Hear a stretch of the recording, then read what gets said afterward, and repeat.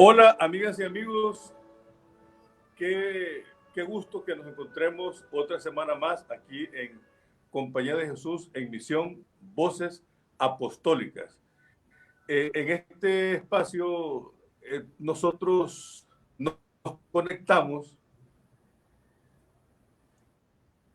con la misión de la Compañía de Jesús a través de la Compañía de Jesús, tratando de cumplir con esa misión que la Compañía de Jesús recibe de la Iglesia para la sociedad en general, pero particularmente para dar luz y para dar esperanzas a la causa de los pobres. En esta ocasión me da un enorme gusto presentarles y platicar, dialogar, tener esta tertulia pues con el Ecuador. El Ecuador se hace presente hoy aquí en Compañía de Jesús en Misión Voces Apostólicas. Y tenemos a Luis Tavara. Luis Tavara es el delegado social de la Compañía de Jesús del Ecuador, de la provincia ecuatoriana de la Compañía de Jesús, y él está realizando un trabajo muy importante, tratando de tener una presencia directa entre las poblaciones que están más afectadas, pero también contribuyendo a que la Compañía de Jesús coordine esfuerzos desde el apostolado social. Bienvenido, Luis, qué gusto que estés con nosotros, hermano. Melo, muchas gracias, hombre. Cuánto tiempo sin conversar y sin vernos, pero ha sido, de verdad, es un gusto y les agradezco muchísimo la invitación, compañeras y compañeros de Radio Progreso. Bueno, Luis, mira, una primera pregunta para, que nos sintamos en casa y que estemos entre amigos y amigas. Cuéntanos un poco de ti. ¿Quién eres tú? ¿Qué haces? ¿Desde cuándo vives en el Ecuador? ¿Cuál es la misión específica desde donde cumples tu trabajo específico que te ha encomendado la Compañía de Jesús ahí en el Ecuador, Luis? Listo, muchas gracias. Mira, Melo, estoy aquí en Ecuador hace ya 18 años y me desempeño como delegado social para la gente. Un delegado social entre los jesuitas es un coordinador de las obras sociales, de los apostolados sociales, de todas las instituciones que se dedican a la tarea social en una provincia jesuítica, normalmente en un país, ¿no? Entonces, yo me encargo un poquito de eso, de coordinar estas obras, más que no mandarlas, sino acompañar los procesos de cada obra, tratar de que el espíritu de la Compañía de Jesús, el espíritu de la Iglesia, se haga presente en las obras, que no nos vayamos cada uno por su lado, sino tratar de trabajar articuladamente, en conjunto. Eso es lo que se trata de hacer, aunque no siempre resulta bien. Sí, bien sabemos que el Ecuador es un país, por cierto, bastante similar, especialmente en la zona de Guayas, cuya capital es Guayaquil, en donde el clima tropical es bastante parecido al de la costa norte hondureña, con grados centígrados que pueden llegar a los 40 en algunas oportunidades, y que cuando decimos que está frío o fresco es porque a lo mejor apenas ha llegado a los 20 grados. Y el Ecuador es un país riquísimo, con extremos entre, por ejemplo, Quito, que es la expresión como de la sierra, y Guayaquil, que es la expresión de la costa. Es 2 veces más grande que Honduras, para que nos hagamos una idea, y también tiene más o menos el doble de la población hondureña. Nosotros, Luis, hemos recibido, especialmente en el mes de marzo y a comienzos de abril, noticias angustiantes de Guayaquil, de manera que Guayaquil está asociada con lo que podríamos decir la expresión más dramática del COVID-19. Quisiera que nos dieras por medio de tu propia voz tu lectura. ¿Qué fue lo que ocurrió para que Guayaquil tuviese expresiones tan altas ya no solamente de enfermos, sino múltiples muertes como consecuencia del COVID-19. Si nos puedes ayudar en esto, Sí, Luis, por claro. favor. Mira,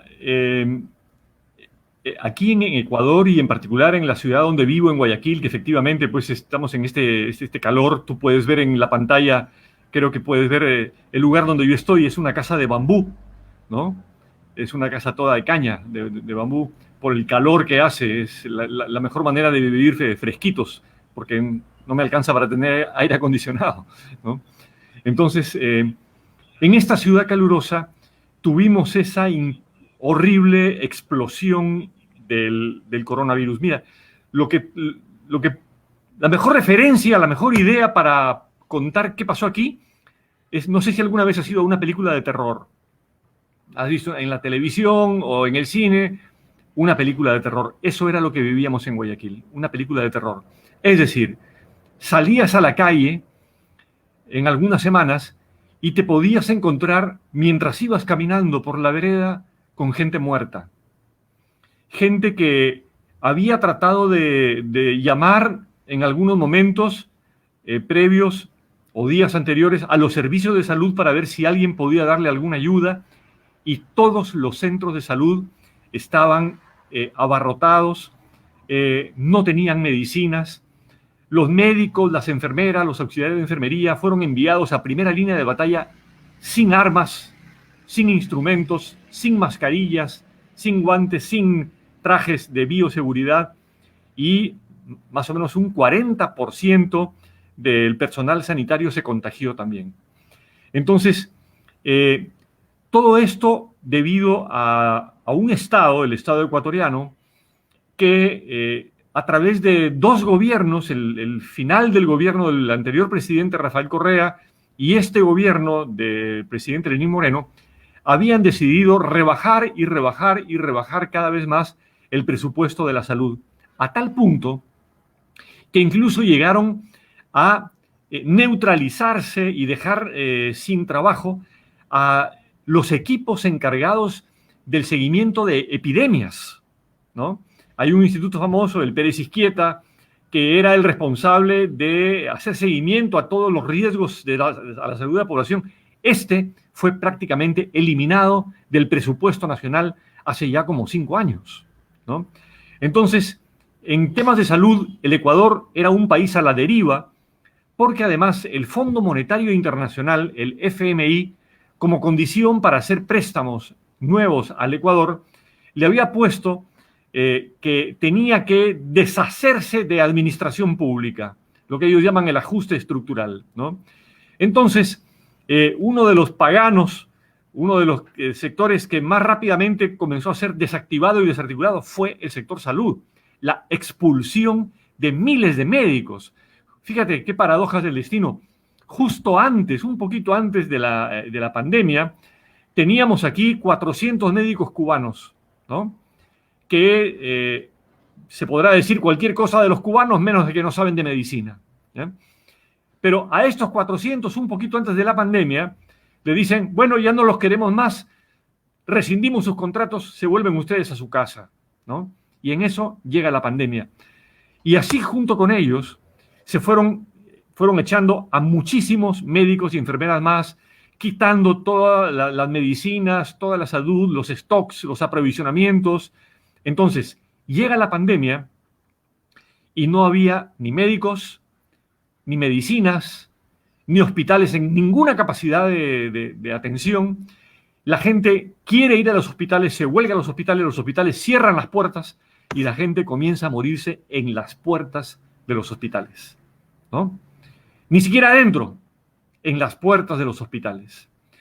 Entonces fue así como tenemos casos realmente angustiantes, ¿no? En un sector vecino a mí, para que tengas una idea nomás, en una sola cuadra, ¿no? No de una manzana, en una cuadra, en una misma calle, donde vivía una familia, el papá, los hijos, bueno, habían crecido, tenían sus familias en la misma cuadra, la casa se había ampliado un poquito.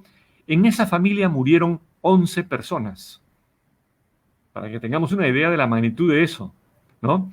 Gente conocida mía, han muerto 6, pero gente Y algunos de ellos no se murieron por falta de plata, sino por falta de atención. Ni siquiera con plata los podían atender, ¿no? Ni siquiera las clínicas privadas estaban en capacidad de dar una atención correcta, porque además parece que ha habido fallos muy importantes en las indicaciones que daba la Organización Mundial de la Salud, la OMS, ¿no? Ese famoso tratamiento que daban donde no había que incluir antiinflamatorios, que no había que dar, que solamente había que dar pues el paracetamol y no el ibuprofeno.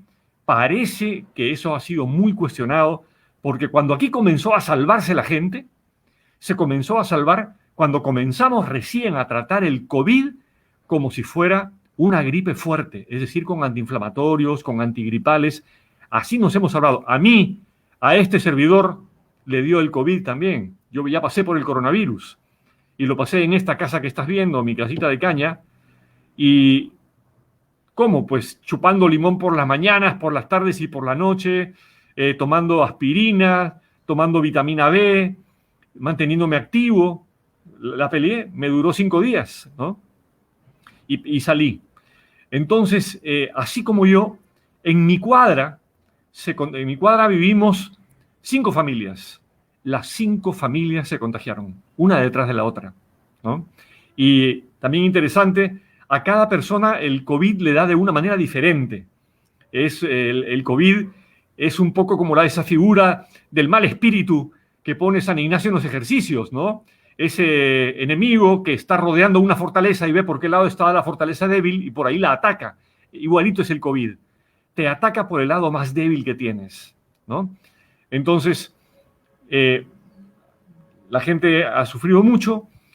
El día en que más muertos tuvimos en esta ciudad, es una ciudad de un poco más de 2 millones de habitantes, ¿no?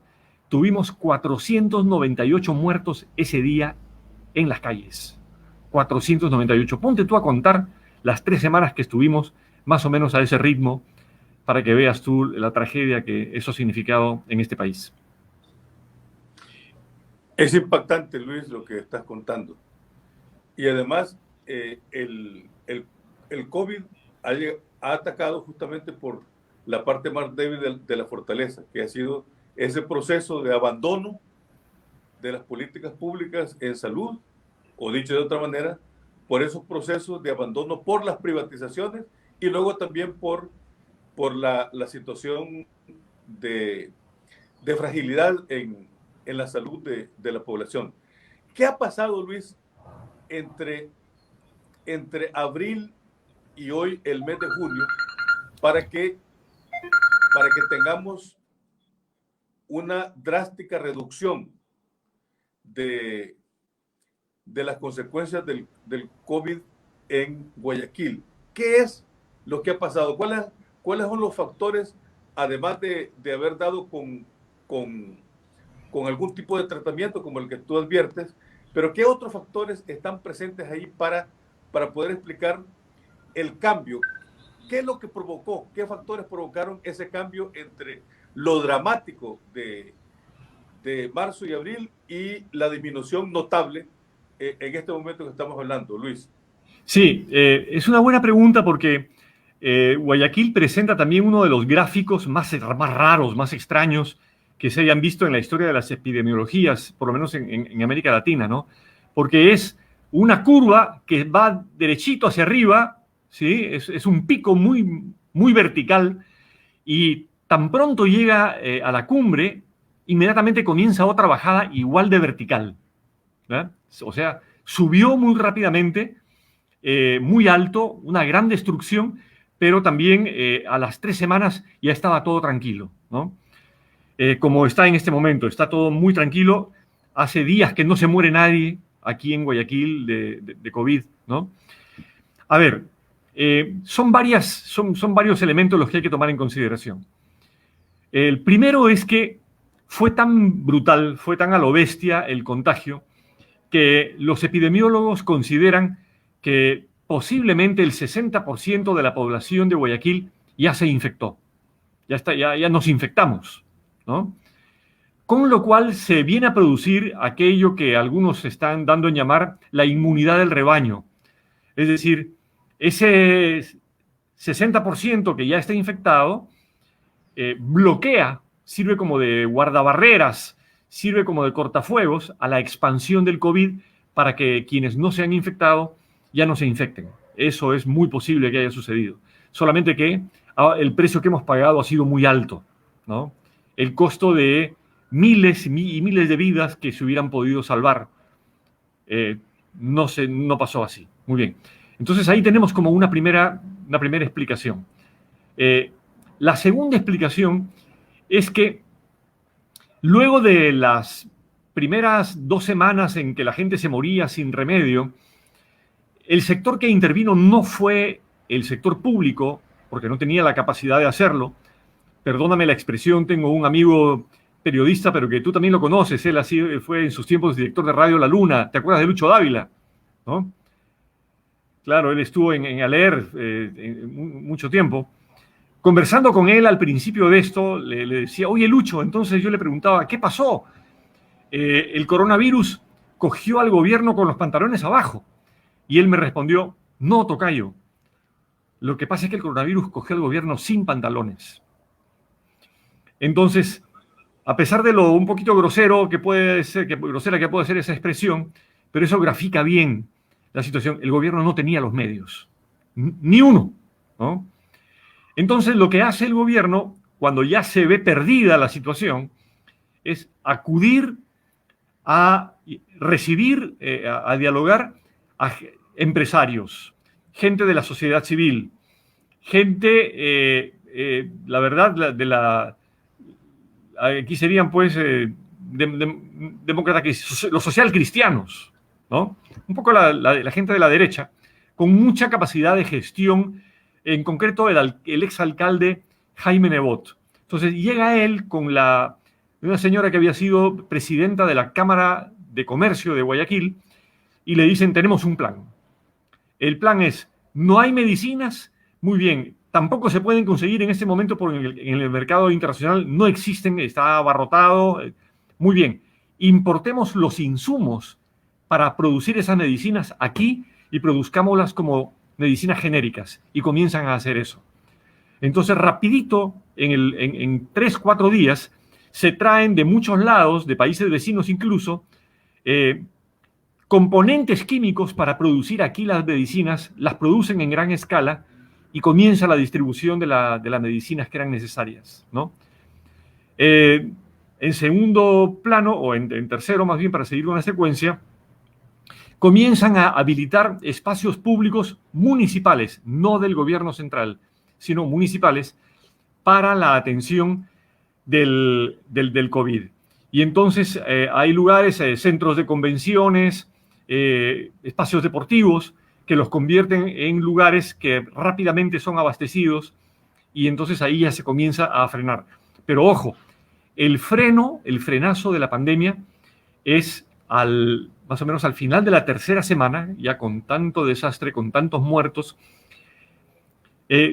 Un señor, un conocido mío, que es el responsable de uno de los hospitales, de uno de los cementerios de Guayaquil, nos decía, aquí en que es uno de los cementerios más grandes de Guayaquil, el promedio era 29 personas diarias antes del coronavirus. Cuando comenzó el coronavirus, nos llegaban 200 personas diarias, 200 muertos diarios, en lugar de los 29 que era lo común y corriente. O sea, para que veamos la magnitud del desastre. Y eso solamente en uno de los cementerios. Son 3 cementerios generales aquí en Guayaquil, ¿no? Entonces, en esa 3ª semana ya están funcionando centros médicos, comienza a haber medicinas. Cuando a mí me dio el coronavirus, yo salí a comprar el paracetamol que necesitaba o cualquier antiinflamatorio. Primero, me di cuenta de que tenía que tomar algo por la tarde, pero no podía salir de mi casa porque había toque de queda. Desafiando el toque de queda salí, hacía un sol abrasador, era un sol de unos 38, 39 grados con esos calores que ustedes conocen allá. Y llegué a una farmacia abierta, otro calvario conseguir una farmacia para todo el mundo. No, no había farmacias abiertas. Y cuando llegas a la farmacia no había la medicina. Entonces, teníamos que pedir medicinas sustitutivas, algo que se pareciera a aquello y te vendían poquito. Entonces, de esa manera fuimos sobreviviendo. Por supuesto, la gente que llegaba a las farmacias a pedir cosas más complicadas, más difíciles, personas que ya habían entrado en fases más agudas del coronavirus, simplemente se morían. Y se morían ese mismo día o a los días siguientes, porque no se podía aguantar. La gente que moría en la calle, que caía en la calle, los que hemos visto muertos en la calle, eran porque ya no podían dar un paso más, se ahogaban y se caían, ya no podían respirar, ¿no? Entonces, esos tres temas, para responderte, se paró el coronavirus aquí enormemente, ya casi nadie se muere por coronavirus aquí. Primero, porque nos infectamos más del 60% de la población. Segundo, porque el sector privado, ante la ausencia del Estado, como era su responsabilidad, tardíamente, el sector privado tardíamente, pero pudo poner una barrerita, una contención, ¿sí? Y eso a través de dos canales. El primero, importar los insumos para producir aquí mismo las medicinas y habilitar espacios públicos para camas con respiradores artificiales, etcétera, que también las universidades comenzaron a producir. Talleres artesanales comenzaron a producir respiradores artificiales porque no había nada. Eso. Sumamente valioso este aporte que nos das, porque nos deja como un escenario de responsabilidad social por parte de los diversos sectores de la sociedad ecuatoriana. Cosa, Luis, tan ausente que en Honduras. Un control y una manipulación y una corrupción de todos los recursos de Estado para la emergencia por parte de quienes controlan el Estado hondureño en estos tiempos. Bueno, sepan que estamos en esta plática sumamente rica con Luis Tábara, que es el delegado social de la provincia ecuatoriana de la Compañía de Jesús.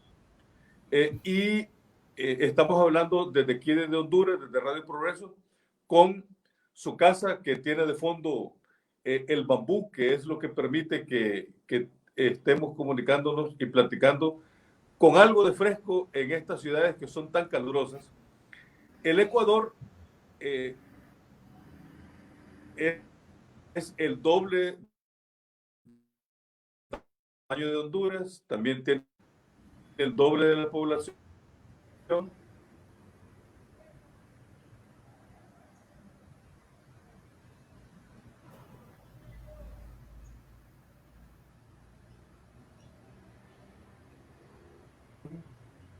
En estos desafíos del coronavirus.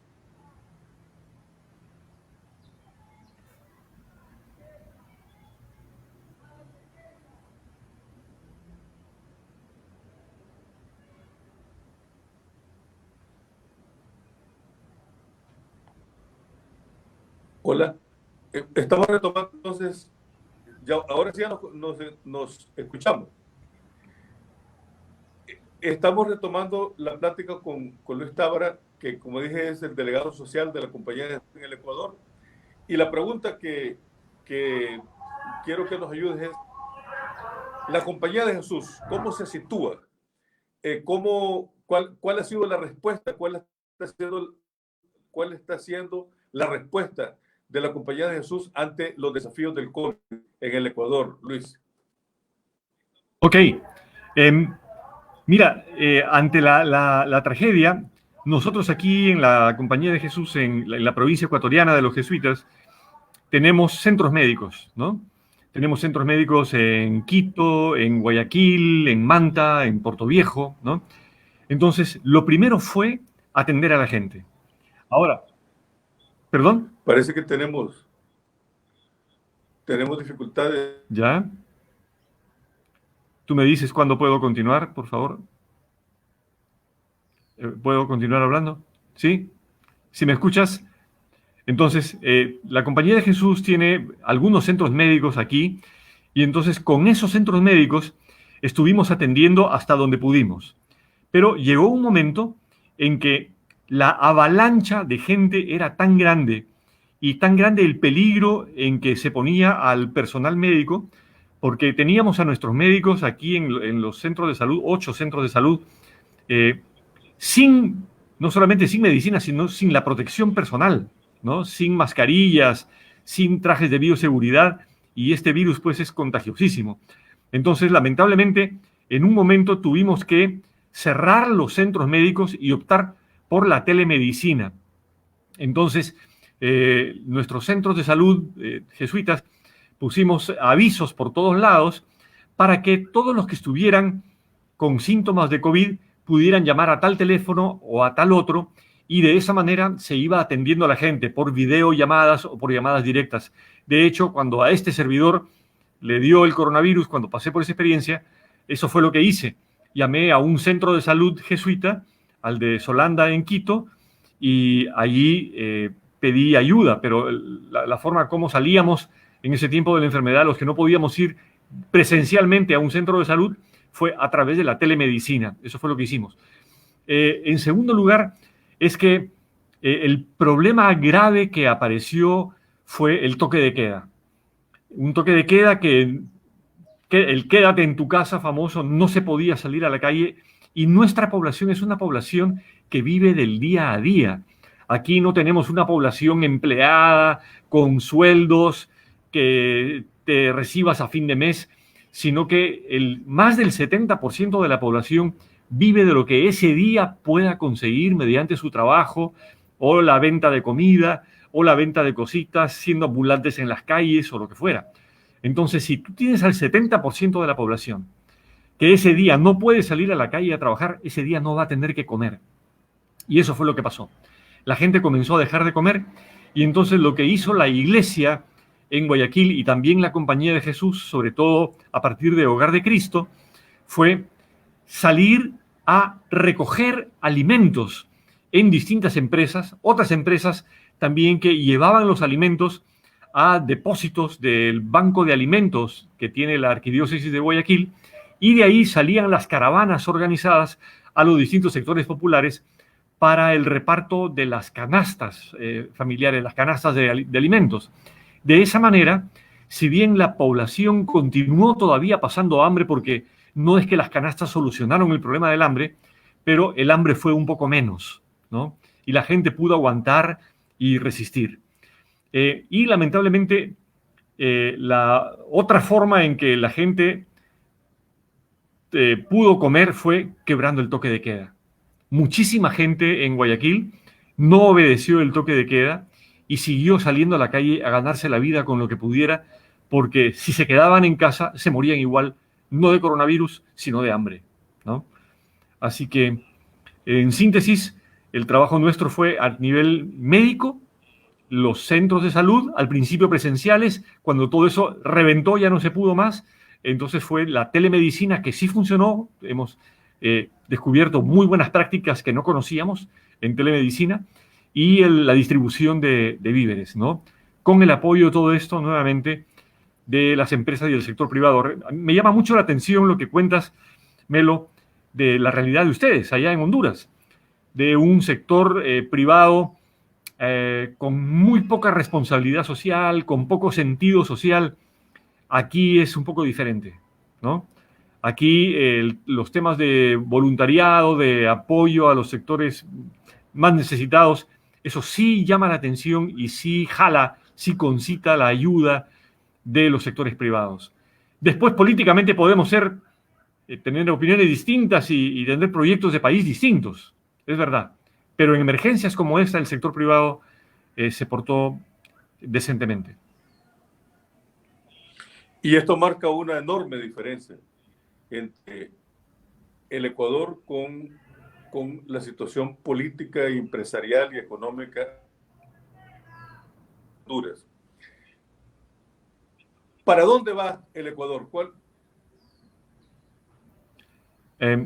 No sé si estás hablando todavía, ya no te escucho, pero entendí para dónde va el Ecuador. Voy a referirme a eso. En este momento, Ecuador está sin brújula, ¿no? Políticamente hablando, tenemos un gobierno que tiene aproximadamente el 15% de aprobación por parte de la población. La aprobación de la gestión de este gobierno es bajísima. La credibilidad de este gobierno es casi nula. La incapacidad para gobernar ha sido manifiesta con esto del coronavirus. Para colmo de males, el presidente y el gobierno acaban de tomar medidas económicas aprovechándose de la situación del toque de queda en el país. Han promulgado un paquetazo de medidas económicas que es muy parecido al paquete que promulgaron en octubre del año pasado y que tuvo consecuencias tan graves, que provocó la movilización ciudadana, los cierres de vías, la toma del país propiamente por los grupos sociales, por la sociedad organizada, por los grupos de base, las comunidades populares, ¿no? Entonces, mucho nos tememos que en cuanto termine la emergencia, termine el toque de queda, ante estas medidas que recién hace un par de semanas el gobierno anunció, otra vez la gente va a tener que volver a las calles para que estas medidas o sean revocadas o se dicten medidas, pero con la participación de la población, ¿no?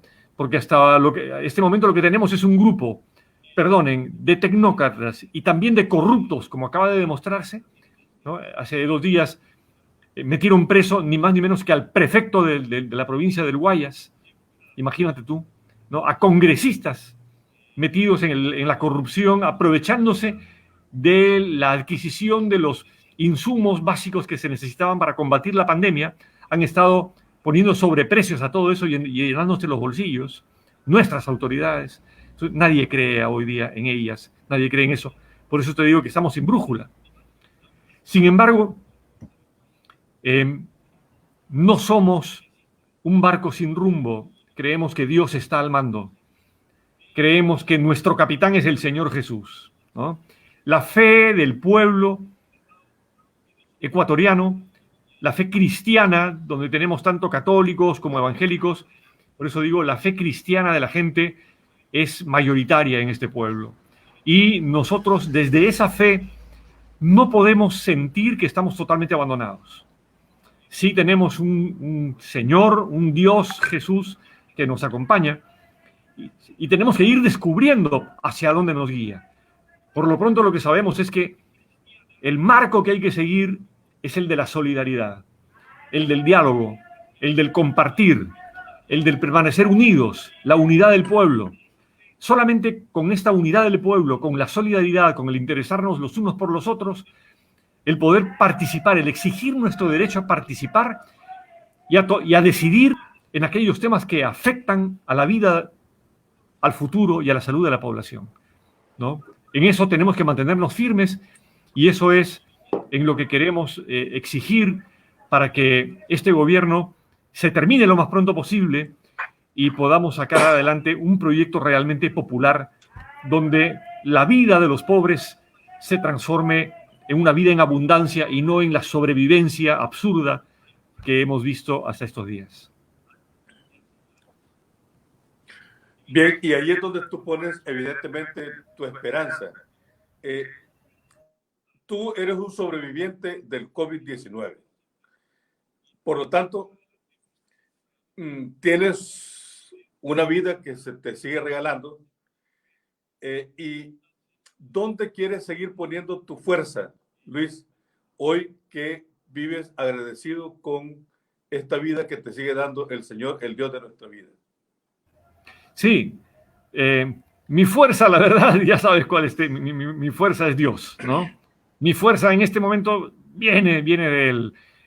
No puedo negar lo que veo, no puedo negar lo que siento todos los días, ¿no? Entonces, de ahí viene. Pero esa fuerza de Dios, a Dios no se le encuentra en los pajaritos solamente o en la intimidad del corazón. Es un Dios al que encuentro todos los días con enormes alegrías. Por ejemplo, hace 2 noches nos reunimos en mi parroquia para, después de casi 3 meses de cierre de la parroquia, comenzar a limpiarlo todo, estaba todo lleno de polvo, comenzar a marcar los lugares donde nos íbamos a sentar. Fue, como dicen en Brasil, un muchirão, fue un trabajo comunitario muy bonito, ¿no? Tenemos ahora planes para ir a visitar a todas las familias, sobre todo a las familias que han tenido enfermos, a las familias que han tenido muertos, de los cuales no hemos podido despedirnos, ¿no? En mi parroquia soy ministro de la comunión y estaba comentando hace 2 días, 14 de las personas a las que les daba la comunión los domingos, 14 han fallecido, ¿no? Y me enteré recién, porque no podíamos ni siquiera salir de la casa, no podíamos comunicarnos. Entonces, nuestra fuerza, mi fuerza, y donde voy a poner todo mi empeño, mi afán, es en mi comunidad, pero también en esta comunidad tan bonita del equipo, de la gente que está presente en las obras de comunicación y en las obras sociales de la Compañía de Jesús aquí en Ecuador. Estamos, con todo esto, estamos también construyendo provincia, estamos haciendo Compañía de Jesús. El equipo de colaboradores de los jesuitas, pues somos un equipo que se ha mostrado, sobre todo en esta emergencia, muy unido, muy dispuesto a ir más allá de los límites, con mucha creatividad. Y entonces me siento muy orgulloso de pertenecer también a este gran grupo de colaboradores de la Compañía de Jesús. Entonces, en esos 2 niveles, Compañía de Jesús y en mi barrio concreto, donde es una parroquia que no es jesuita, sino es una parroquia diocesana, pero donde participo, ahí es donde vivo más fuertemente la experiencia de Dios, de Jesús en mi vida y lo que me da fuerzas para seguir adelante, ¿no? Y yo me siento orgulloso y privilegiado, Luis, de haber tenido esta plática, de escucharte y que por este medio también te haya escuchado mucha gente que necesitamos alimentar nuestras esperanzas en medio de todos estos desastres sociales, económicos y políticos y también sanitarios. Gracias, Luis, por haber estado con nosotros. Quiero advertirte que no va a ser esta la última vez que te vamos a buscar, porque necesitamos seguir escuchando del Ecuador, de la Compañía de Jesús, y necesitamos seguir apoyándonos en tu experiencia de vida, porque necesitamos siempre alimentar nuestras esperanzas. Gracias, Luis, y gracias a ustedes, amigos y amigas, por haber estado con nosotros, por habernos acompañado en esta tertulia con Luis. Una última palabra, Luis, para los oyentes y para quienes nos están viendo. De verdad, qué privilegio tan grande, qué bonito, querido Melo, queridos amigos y amigas de Radio El Progreso en Honduras, muchas gracias por haberme escuchado, por haberme abierto las puertas para poder compartir ustedes, aunque sea un poquito de lo que hemos vivido por aquí. Un fuerte abrazo, un cariñoso abrazo para todas y todos. Un fuerte abrazo desde Compañía de Jesús en Misión, Voces Apostólicas.